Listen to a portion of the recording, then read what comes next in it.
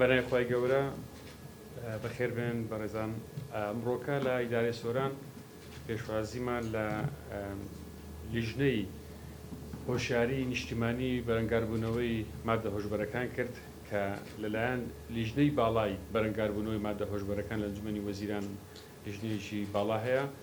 و لەلایەن ئەو لیژنەیەوە لیژنەیەکی دیکەی هۆشیاری نیشتیمانی بۆ بەرەنگاربوونەوەی مادە هۆشبەرەکان پێکهێنراوە. بەخۆشحاڵی ئەمڕۆکە وەبزانم یەکەم وێزگیان لە دوای دروستبوون ئەو لیژنەیە ئیدارەی سەربەخۆی سۆران بوو لەگەڵ بەڕێز دکتۆرە خەبات ڕاوێژکار لە ئەنجومەنی وەزیران کە سەرۆکی ئەو لیژنەیە. هەمووتان دەزانن ئێمە کە مەترسیەکانی مادە هۆشبەر لە هەرێمی کوردستان لەوانەیە لە دیاردەوە بوو بێت بە حاڵەت احتمالی وە هەیە و ئێمە دەبێت هەموو ئامادەکاریێکی بۆ بکەین بۆ ئەوی بتوانین چۆن ڕۆبەڕووی ئەو مەترسیە گەورەی ببینەوە و کە کاریگەریەکی نەرێنی زۆری لەسەر باری کۆمەڵایەتی و لەسەر زۆر کێشە و گرفتەکانی تکەش هەیە و ئێمە لە ئیدارەی سەربەخۆی سۆران کە ناوچەیەکی سنوورینە لەوانەیە شوێنی ئێمە هەستکارتر بێتن لە شوێنەکانی دیکە بۆ دەبێت ئامادەکاریەکانی ئێمە بۆ بەرەنگاربوونەوەی ئەم مەترسیە زیاتریش بێتن لە شوێنەکانی دیەوە. ئەمڕۆکە لەو کۆبوونەوە لەو گفتوگوۆیە بە ئامادەبوونی هەموو لایەنە پەیوەندیدارەکان هەر لە پەروەردە و لە تەندروستی لایەنی ئاینی هێزە ئەمنیەکان و بەڕێوەبەراتەکانی نهێشتنی مادە هۆشبەر ڕێکخراوە نووسینگە و بەڕێوەبەراتەکانی تاوانە ڕێکخراوەکان کە مادە هۆشبەر بێکێک لەوانە دانەدرێتن کە تاوانی ڕێکخراوە. ئێمە لەو مەترسیانە بە وردی گفتوگۆ بکەین و بەرنامەیەکی باش دابنێن. ئێمە دوو بابەتمان هەیە کە قسە لەسەر بکەن. بابەتێکیان هۆشیارکردنەوەی هاوڵاتیان و گەنجانمانە لە مەترسیەکانی ئەو دیاردەیە و بابەتێکیش لە بابەتە ئەمنیەکەیە چۆن ئێمە کار لەسەر ئەوە بکەین کە ڕێگری لە بە بازرگانیکردنی ئەو مادەیە بکرێتن و بە ئیجراعاتی تون بەرامبەر ئەوانە بکرێت کە کار بە بازرگانی مادەی هۆشبەر دەکەن. بۆیە زۆر گرنگە هەموو ئەو لایەنانە لە پەیوەندیدار ئێمە بتوانین هەماهەنگی و هاوکارێکی تەواومان هەبێتن بۆ ئەوەی هەم ئامادەکاری بۆ ئەو مەترسیە بکەین و هەمیش پلانی داهاتوومان چۆن دەبێتن بۆ ئەوەی بتوانین وەکو دەڵێ ڕێگری لەو مەترسیە بکەین. بۆیە ئەمڕۆکە لە دوای سەردانی ئەو لیژنەیە لە ئەنجومەنی وەزیران ئێمە لەگەڵ بەڕێز دکتۆرە خەبات و هەموو ئەو لایەنانە پەیوەندیدار لە ئیدارەی سەربەخۆی سۆران و هەموو ئەو ئەندامانێک کە لەو لیژنەیەشدانە هەر ئەندامێک لەو لیژنەیە مختصە بە لایەنێکی پەیوەندیدار ئێمە لە ئیدارەی سەربەخۆی سۆران هەموو ئەو بەڕێوەبەراتیانێک کە پەیوەستن بۆ بابەتە لەو کۆبوونەوەیە ئامادە بوون و بە ئامادەبوونی قامە بەڕێزەکانیش و بەڕێوەبەرە گشتەکان بۆ ئەوەی گفتوگویەکی تەواو لەسەر ئەم مەترسیە بکەین و هیوادارین لە بابەتی هۆشیارکردنەوە بە تایبەتی ئەوەی کە ڕۆڵێکی باشی دەبێتن ڕاگەیاندنەکانن. ڕاگەیاندنەکان دەتوانن ڕۆڵێکی باش ببین بۆ ئەوەی هەموو ئەو هەڵمەتانەی کە ئێمە دەستی پێ دەکەین لە ئیدارەی سەربەخۆی سۆران و بە هەماهەنگی و هاوکاری لەگەڵ ئەو لیژنەی لە ئەنجومەنی وەزیران ڕاگەیاندنەکان دەتوانن ڕۆماڵی هەموو ئەو چالاکیانە بە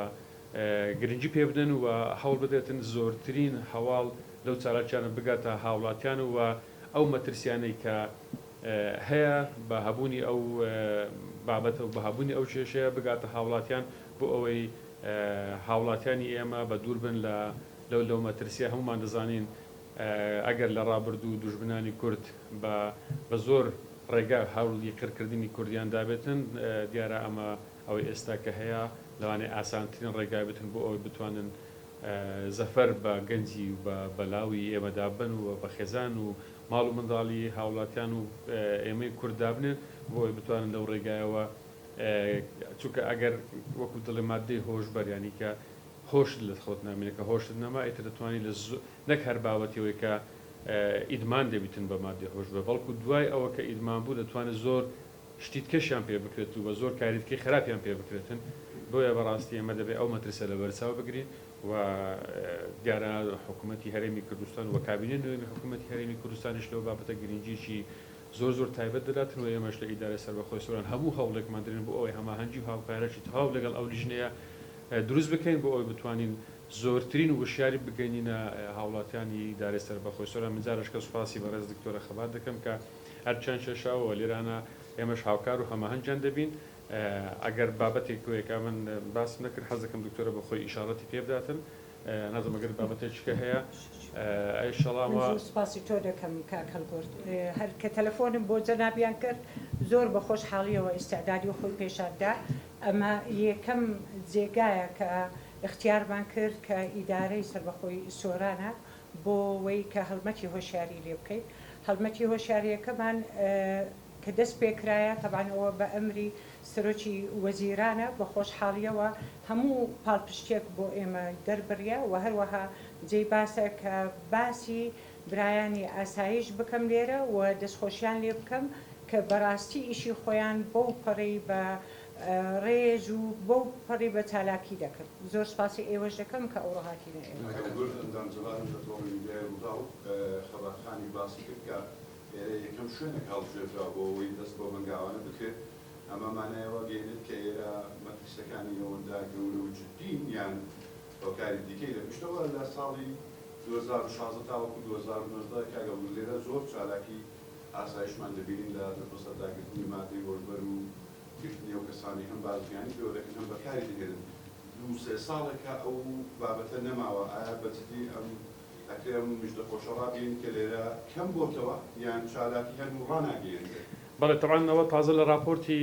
بەڕێوەی بەرایەتی مادە هۆشبەرەکان لە هەولێر یەکێک لەو خاڵانەوە کە جەنابەت باست کرد کە پێشتر ڕێژەکە زیاتر بووە بە خۆشحاڵیەوە کەوەی ئێستا باس ناکرێتن کۆنتترۆلەکە باشتر بووە و ڕێژەکەش کەمتر بوویتەوە. بەڵام ئێمە هیچ کاتێک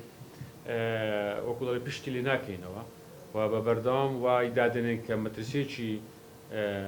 گەورەیە بەڵام ئەو داتیانە کە کەم بۆتەوە بەڵێ ئەوەی کە تازە لە راپۆرتەکە باس کرا. بەڵام من لێتان ناشارمەوە راپۆرتەکە لەوانەیە بۆ ئێمە وەکو کورد زۆر دڵخۆشکار نەبێتن چونکە ئەو بابەتە بابەتێک کە بەنسبەت ئێمە بابەتێکی تازەیە ئەنی ئەوە لە ڕابردوو لە بەخۆشحالی و لە هەرێمی کوردستان نەبووە. بۆیە بۆ ئێمە ئەگەر ڕێژەیەکی کەمیش بێتن بۆ ئێمە ڕۆژەیەکی یەکجار زۆرە چونکە هەرێمی کوردستان و ئێمەی کورد بەوە ناسرابوون کە هیچ کاتێک ئێمە لەو بابەتەوە زۆر بە دوور بووینە. بەڵام وەکو باسم کرد دیاڵە ئێمە دەبێ هەندێک شتی ئەگەر بێخینە چوارچێوەیەکی سیاسیشەوە دەبێت زیاتر ئامادەکاریمان بۆ بێتن بۆ ئەوەی تووشی ئەو لەو مەترسیە خۆمان بپارێزی. نەخێر ئێمە نەخێر بەس بۆ خۆمان وارێک کەوتین کە یەکەم سەردارمان بۆ ئیدارەی سۆران بیکرد. هەنا بێگومان چالەکان زۆر باش بۆ یانی توانێت لە دەواازە سنووریەکان هەم بگەم ترانزیت هەم بەکارهێنەران دەستگیر بکرێ من لەکۆڵی لەوە ناکەین. بەڵام بێگومان بوونی ئەو کەسانش کە توشبوون لەو ناچێ هەیە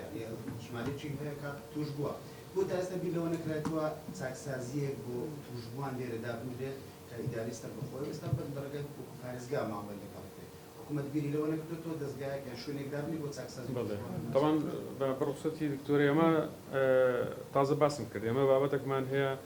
قوربانی ینی چینێکمان هەیە کە قوربانی دەستی مادی خۆشبەرەوە چینێکشمانێک کە بازرگانی پێ دەکات. ئەوەی کە قوربانی دەستی ئەو هێرشەیە ئێمە دەبێت وەکو حکوومەتی هەرێمی کوردستانیش و وەزارەتی تەندروستیش کار لەسەرەوە بکرێتن و کاریش لەسەر دەکەین بۆ ئەوەی سنتەرێک بۆ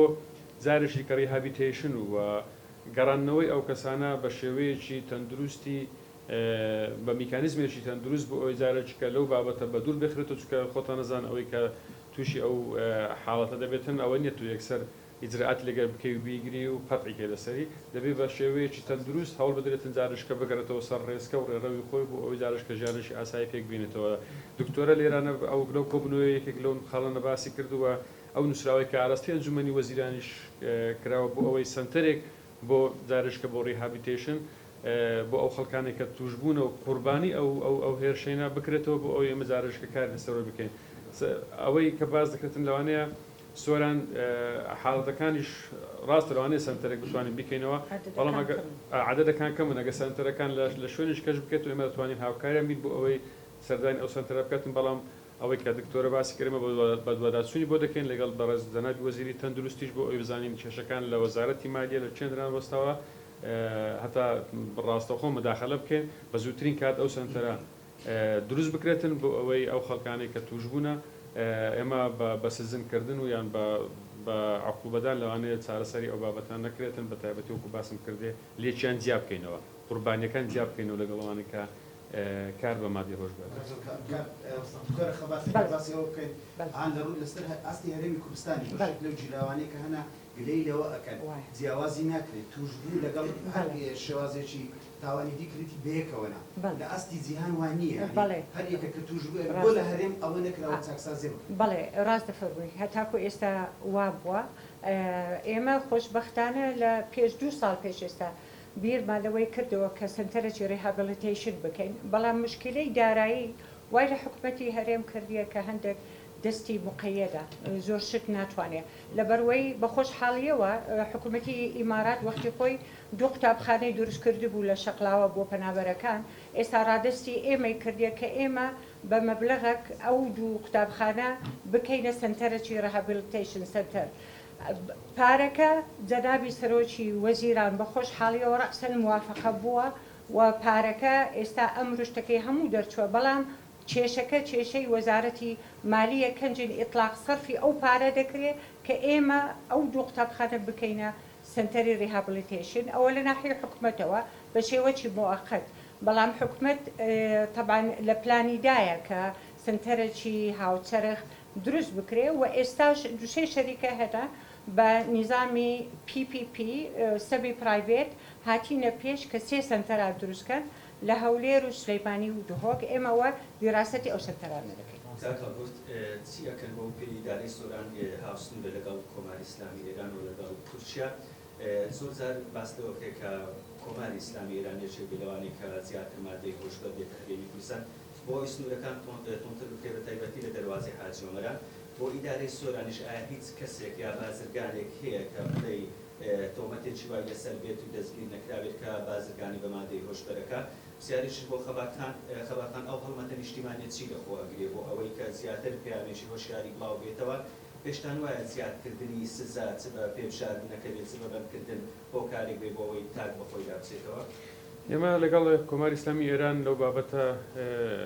پەیوەندێکی باشەیە و هەماهەنگیی باشیش هەیە بۆ ئەوەی بتوانین بەیەکەوە ڕێگر بین لەوەی کە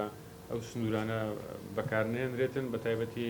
خەڵکێکی زۆری گەشتیاری کۆماری ئیسلامی ئێران ڕوو لە هەرێمی کوردستان دەکاتن و بەم نزیکانش ئەو بۆ ساڵی سێم دەچێتن هەموو ئەو زیارەتکارانێک کە ڕوو لە شوێنەکانی باڵێن ناوچەکانی دیکە دەکەن بۆ بابەتی زیارەت بە هەرێمی کوردستاندا ڕەت دەبن و بە لە سنووری حاجی عومەران دەپەڕنەوە. ئێمە لەو بابەتە لەگەڵ لایانی پەیوەندیدار لە کۆماری ئیسلامی ئێران هەماهەنگیشی باشێ بۆ ئەوەی بتوانین چۆن بەیەکەوە ڕێگری لەوە بکەین خەڵکێک لەو نێوەندە بە فرسەتی نەزانێتن ئەو بابەتە بۆ هەرێمی کوردستان بێنێتن و هەموو ئیجراعاتەکانیش پێویست کرا ئەوەی کە جێگای خۆشحال بوو لەم ڕاپۆرتەش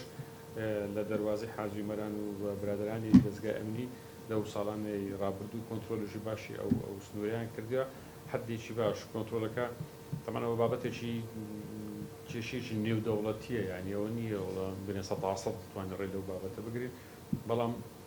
تا ڕێژیش زۆر باش ئەو بابەتە کۆنتترۆل کراوە بەڵام دیسانەوە دەڵێم ناوێ پشتی لێ بکەین و دەبێت بەردەوام چاودێری بکرێتن و بەردەوام خەڵکیش تێدا هۆشیار بکرێتەوە. بەڵێ دەربارەی هەڵمەتی هۆشیاریەکە ئێمە قۆناغا و فترەی معەنمان نییە کە تێدا ڕاوەستی ئەوە فترە بەردەوامە هۆشیاری بوون لە هەموو وڵاتانی دنیاش وایە بە ساڵان مستەمرە. یەکەم شت ئێمە دەستمان پێکرد